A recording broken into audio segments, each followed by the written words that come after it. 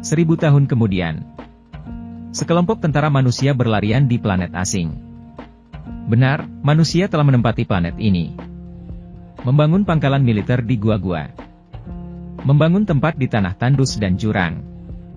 Mengapa manusia pindah ke tempat tandus seperti itu? Karena sejak bertahun-tahun yang lalu, pencemaran lingkungan menyebabkan bencana yang sering terjadi, sehingga bumi menjadi bintang mati. Manusia terpaksa pindah.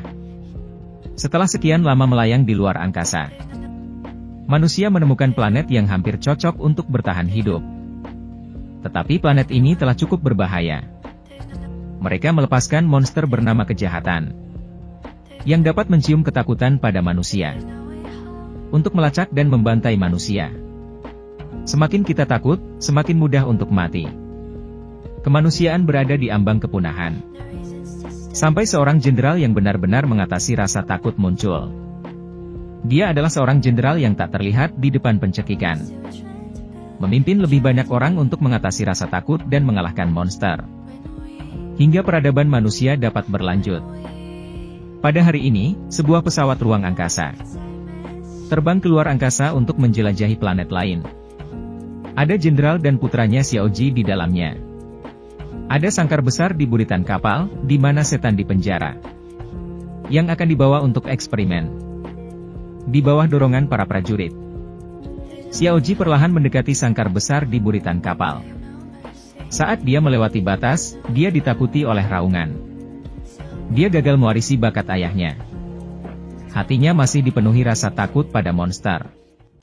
Pada saat ini, pesawat ruang angkasa menghadapi badai meteorit, dan kulit luarnya rusak parah. Pilot bergegas membelokkan pesawat untuk menghindari kelompok meteorit tersebut. Mungkin ini sudah ditakdirkan. Pesawat ini kebetulan lewat di dekat bumi. Jaraknya tidak terlalu jauh, dan pesawat luar angkasa yang tak berdaya itu langsung menabrak bumi. Ledakan pun terjadi. Xiao Ji sangat ketakutan saat melihat ledakan yang menghancurkan bagian pesawat. Semua orang terlempar, hanya Xiao Ji yang selamat di kursi dengan sabuk pengaman. Ketika dia bangun, dia menemukan bahwa pesawat luar angkasa itu hancur. Beruntung ayahnya masih hidup, tapi kakinya tidak bisa bergerak. Sang ayah memberitahu Xiao Ji bahwa alat pemberi sinyal harus digunakan untuk meminta bantuan sesegera mungkin. Tetapi pemberi sinyal tidak ada di sana. Menurut pemindaian dan lokasi, buritan yang rusak berjarak 100 km dari mereka. Kini mereka hanya bisa bertahan hidup di sini. Udara di sini tidak lagi cocok untuk manusia. Jadi Xiao Jie masih harus menghirup filter industri semacam ini untuk menjaga pernapasannya. Tidak banyak bicara, Xiao Ji berangkat dengan peralatan dan senjata ayahnya. Dia naik ke puncak gunung melalui tebing yang curam. Akhirnya melihat tempat seperti di sini. Tertutup tumbuhan di mana-mana. Kawanan burung terbang yang tak terhitung jumlahnya, serta kawanan ternak berjalan di atas rerumputan yang hijau. Tetapi tidak ada jejak peradaban manusia. Di bawah arahan ayahnya, Xiao Jin pergi ke hutan lebat. Kemudian dia melihat seekor monyet. Ayahnya menyuruhnya untuk tidak gegabah. Tetapi dia tetap mengambil batu dan melemparnya. Akibatnya, seluruh kelompok monyet keluar. Xiao Jin dikejar oleh sekelompok monyet yang marah. Xiao Jin melintasi sungai di bawah komando ayahnya. Akhirnya selamat. Xiao Ji berlari sangat jauh sebelum berhenti untuk beristirahat. Saat ini, baju tempur di tubuhnya memutih. Berarti ada yang tidak beres dengan tubuhnya. Ketika dia mengulurkan tangannya, dia menemukan lintah besar di punggung tangannya. Dia mengulurkan tangannya dan melihat lintah besar ada di punggung tangannya. Meskipun dia dengan cepat mengibaskannya, racun lintah itu sudah menyerang tubuhnya. Wajahnya mulai membengkak dan menghitam, dan matanya menjadi buta. Racun itu membuatnya kehilangan tenaganya. Penawarnya hanya dapat ditemukan dengan merabanya. Setelah berhasil mengambilnya, Xiao Jin menyuntikkan jarum itu ke dadanya. Hanya dalam beberapa detik dia tersungkur ke tanah. Ayahnya hanya bisa terdiam melihat Xiao Jin. Beberapa saat kemudian, Xiao Ji akhirnya terbangun. Ayahnya memberitahu Xiao Jin Sekarang, suhu akan turun 5 derajat setiap 10 menit. Dia harus mencapai tempat yang aman sebelum gelap. Jika tidak, maka dia akan mati membeku. Xiaojin berlari dan menemukan kabar buruk lainnya. 2 botol cairan pernapasan di dalam tas punggungnya rusak. Mungkin tidak cukup untuk mendukungnya mencapai garis finish. Namun dia tidak memberitahu ayahnya. Setelah istirahat malam, Xiaoji kembali berlari. Dia melihat tumpukan besar mayat monyet yang sepertinya digigit sesuatu. Xiaojin ketakutan berbalik dan kembali berlari. Namun dia berhenti sejenak. Jika mengikuti rute awal, itu akan terlambat. Kecuali melompat dari tebing. Baru pada saat itulah ayahnya menyadari bahwa hanya tersisa 2 botol napas Xiaojin. Xiaojin berjalan ke ujung tebing. Dia memperhatikan sekitarnya.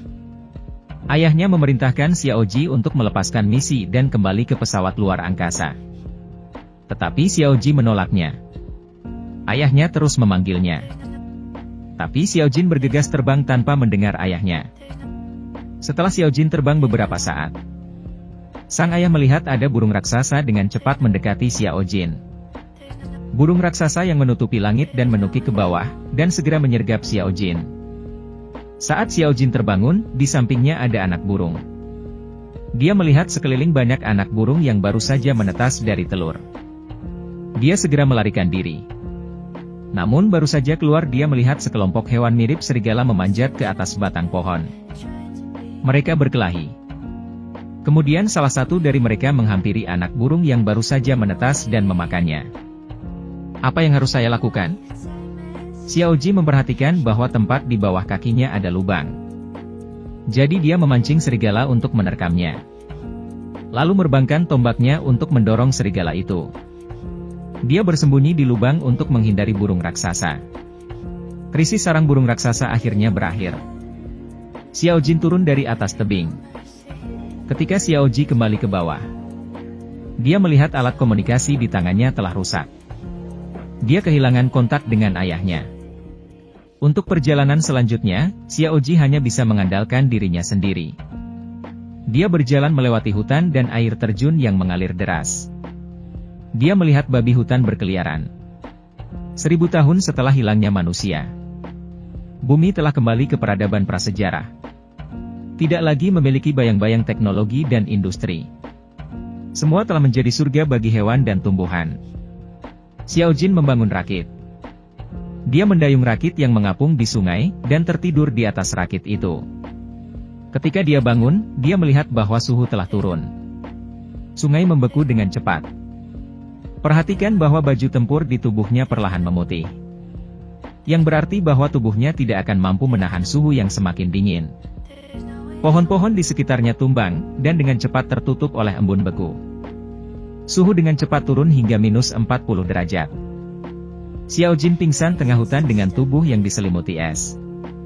Tetapi tiba-tiba ada sesuatu yang menyeretnya. Meluncur di atas rerumputan.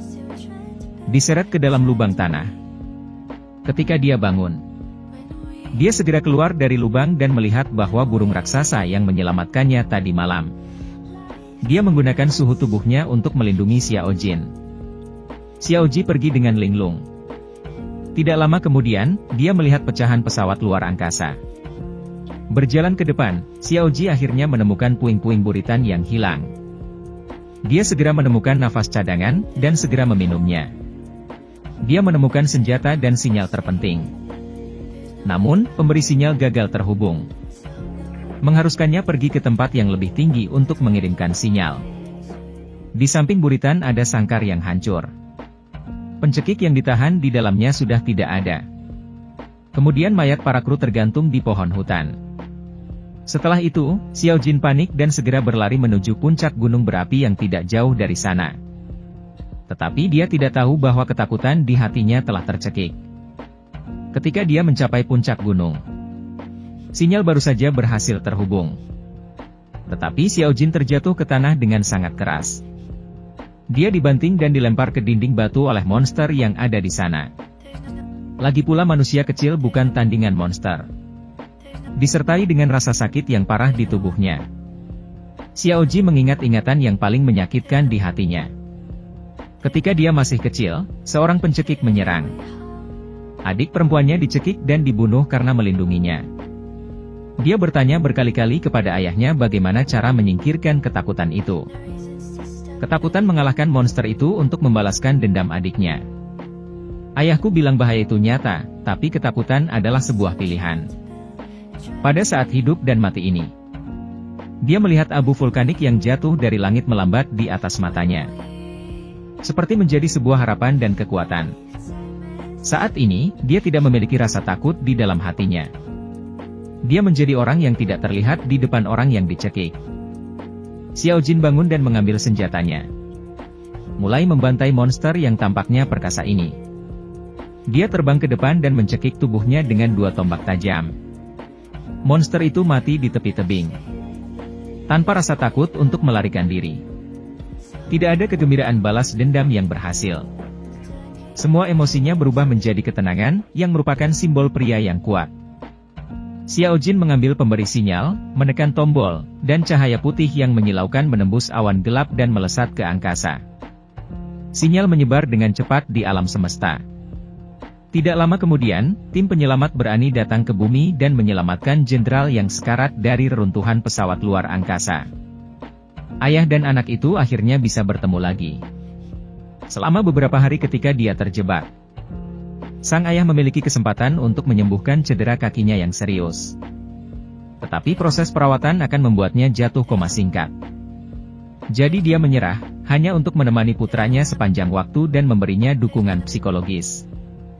Bahkan ketika anaknya sedang tidur, dia tetap menatap layar monitor komunikator. Untuk memastikan anaknya aman dari bahaya. Cinta ayah seperti gunung, sunyi dan berat. Dia membantu putranya melewati rintangan terpenting dalam hidup. Serta mengajarinya untuk selalu memiliki hati yang tak kenal takut, apapun bahaya yang dia hadapi.